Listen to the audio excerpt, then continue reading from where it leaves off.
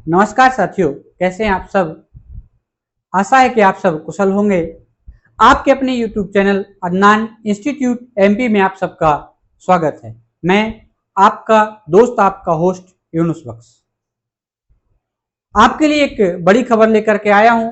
जो साथी पिछले वर्ष जो अतिथि शिक्षक पिछले वर्ष कार्यरत थे, इस वर्ष किसी कारणवश वह ज्वाइन नहीं कर पाए हैं, तो आपके लिए एक बहुत बड़ी खबर है। लोक शिक्षण संचालनालय मध्य प्रदेश द्वारा एक आदेश जारी हो चुका है, जिसमें आपको ज्वाइनिंग करने की तिथि के बारे में बताया गया है। साथ ही आप एक चीज याद रखें, जो साथी पिछले वर्ष कार्य कर चुके हैं, आप सभी अपना अनुभव प्रमाण पत्र बनवा लें।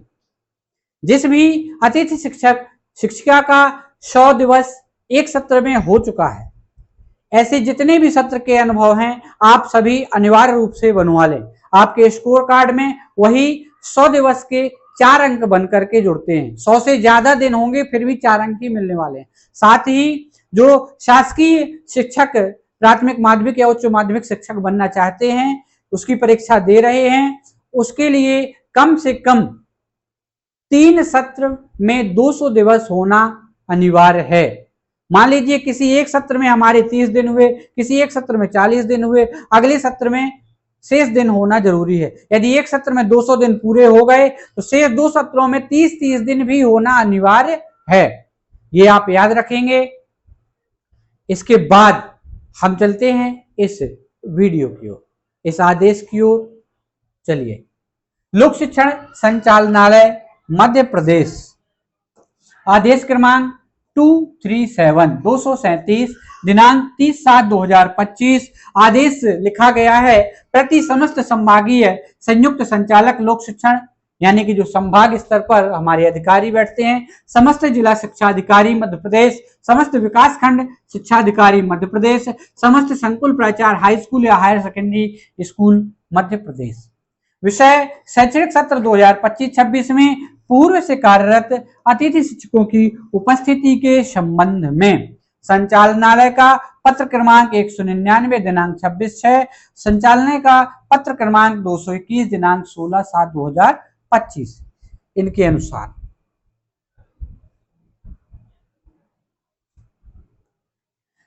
उपरोक्त संदर्भित पत्रों में शैक्षणिक सत्र 25-26 में पूर्व से कार्यरत अतिथि शिक्षकों की नवीन एजुकेशन पोर्टल 3 अंतर्गत अतिथि शिक्षक पोर्टल पर रीज्वाइनिंग रिक्वेस्ट दर्ज करने एवं शाला प्रभारी द्वारा रीज्वाइनिंग रिक्वेस्ट का सत्यापन करने के निर्देश दिए गए थे। कतिपय आवेदकों द्वारा मांग की गई है कि वे विभिन्न कारणों से पुनः विद्यालय में उपस्थिति नहीं दे पाए हैं, अतः उन्हें एक अवसर प्रदान किया जाए। अतः आवेदकों की मांग के आधार पर अंतिम अवसर प्रदान करते हुए निम्नानुसार कार्यवाही सुनिश्चित करें। तो ये कौन साथी हैं? मेरा एक साथी DPI तक गया था आवेदन लगाने। क्यों? क्योंकि उनकी शाला में एक शासकीय शिक्षक ट्रांसफर द्वारा आ गए थे, स्थानांतरण द्वारा आ गए। आप 2 या 4 दिन रुके, उसके बाद आप पुनः स्थानांतरण में चले गए या उनका स्थानांतरण कैंसिल हो गया, जो भी हुआ। एक साथी दूसरे हैं, उन्होंने जब स्कोर कार्ड नया बन रहा था, यानी कि एजुकेशन पोर्टल नंबर 3 में रजिस्ट्रेशन हो रहे थे, तो उन्होंने रजिस्ट्रेशन करवाया, वेरिफिकेशन भी करवाया। उसके बाद उनकी कुछ त्रुटि रह गई थी, कुछ सुधार करवाना था, तो उन्होंने पुनः सुधार कर दिया और उसका वेरिफिकेशन नहीं कराया, जिस कारण से उनका स्कोर कार्ड जनरेट नहीं हो रहा था। तो अब उनका स्कोर कार्ड जनरेट हो चुका है, वह वैकेंसी खाली पड़ी है। बहुत से साथी ऐसे हैं कि नई चॉइस फिलिंग में भाग लेना चाह रहे थे, अपने पुराने स्कूल को वो छोड़ना चाह रहे थे, तो नई चॉइस फिलिंग में भाग लिया और उनको ज्वाइनिंग नहीं मिल पाई, या मिल रही थी तो बहुत दूर मिल रही थी, तो उन्होंने वह भी नहीं ली और अपना जो विद्यालय था वो छोड़ चुके थे। क्योंकि उन्होंने यदि रिजाइन नहीं दिया है तो उनको मौका मिल सकता है। ध्यान रखें आप सभी साथी, एक दूसरे तक यह खबर पहुंचाएं, क्योंकि दिनांक डेट बहुत कम है, समय बहुत कम है। दिनांक है 31/7/2025 से 1/8/2025, यानी कि 2 दिन, 31 और 31 जुलाई और 1 अगस्त, सिर्फ 2 दिन का समय है। तो इस वीडियो को ज्यादा से ज्यादा शेयर करें और चैनल को सपोर्ट करने के लिए लाइक करें और सब्सक्राइब करें और घंटी वाला बटन दबाना बिल्कुल भी ना भूलें। चलिए दिनांक और देखते हैं। पूर्व से कार्यरत अतिथि शिक्षकों द्वारा रीज्वाइनिंग रिक्वेस्ट दर्ज करना आवेदक द्वारा कब है? 31/7 से 1/8 तक सायं 4 बजे तक। तो कृपया आप सभी से निवेदन है कि दिनांक 1 तारीख का और 4 बजे का बिल्कुल इंतजार ना करें, क्योंकि सर्वर काम नहीं करता एजुकेशन पोर्टल 3 का। जैसे ही सर्वर काम करने लगे आप अपने मोबाइल से कर सकते हैं। यदि आपका मोबाइल काम नहीं कर रहा तो आप कंप्यूटर की दुकान में चले जाएं, किसी भी कियोस्क की दुकान से आप अपना आवेदन कंप्लीट कर सकते हैं, क्योंकि बहुत से मोबाइल में यह कार्य नहीं करता है।